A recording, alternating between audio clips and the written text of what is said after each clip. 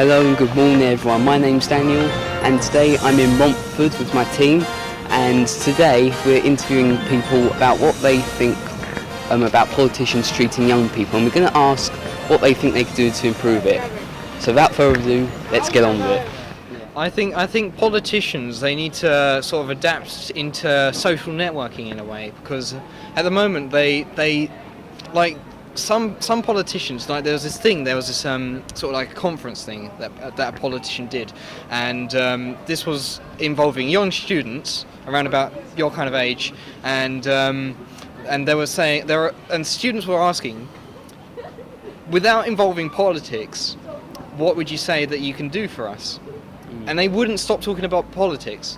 And politics, to a young audience, a lot of politics sort of appeals, it comes across as quite boring sort of thing, and people aren't interesting. And I think that what politicians need to do is that they need to sort of make a view that appeals to young students and young people, so they understand how politics work, and they also need to provide for schools, they need to provide for colleges and etc. So as you could see, those two guys we just interviewed there, it was kind of obvious they weren't very happy about how they're being treated by politics. And I think the same can be said about all the other young people. I certainly agree with what they're saying, and what they said about social media.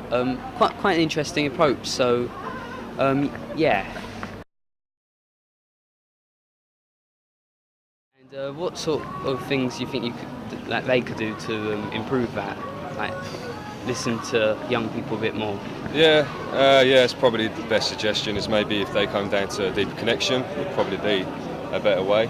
But yeah, that's pretty much all I can think, to be honest with you, mate. Okay, no worries. Thank you very much.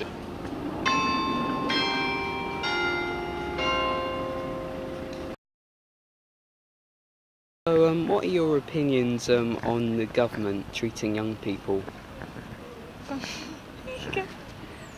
I think that they treat us well, but they could treat us a lot better. Like, we could get more benefits and like more stuff like for universities. Yeah.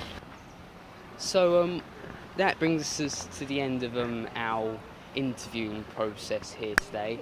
What we discovered is that many of the people we interviewed agree with what we guessed at the start of this filming, that young people aren't treated too well by politics. I mean, one of the girls there just said that the government do treat us well, but not good enough, they could do better.